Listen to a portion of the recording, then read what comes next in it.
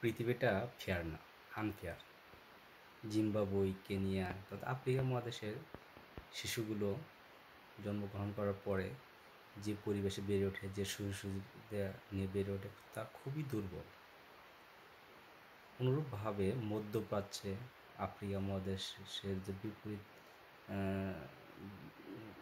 দেশগুলো রয়েছে, যেমন ইউরোপ মহাদেশ, আমেরিকা মহাদেশ, এই সমস্ত দেশের ম্যাক্সিমাম দেশের শিশুরা ব্যাপক সুযোগ সুবিধা নিয়ে জন্মগ্রহণ করে। এরা অনেক সুযোগ সুবিধা পায় এবং জ্ঞানে দক্ষতায় অনেক বেশি ইফেক্টিভ হয়, কার্যকরী হয়। তাই আমরা সর্ববদ্ধ বলতে পারি পৃথিবীটা ফেয়ার না, আনফেয়ার। আনফেয়ার পৃথিবীতে টিকে থাকতে, নিজের অস্তিত্বে টিকিয়ে রাখতে প্রচুর পরিমাণে পরিশ্রম করতে হবে আমাদের মতো অনুন্নত বা উন্নয়নশীল দেশের মানুষকে। ধন্যবাদ।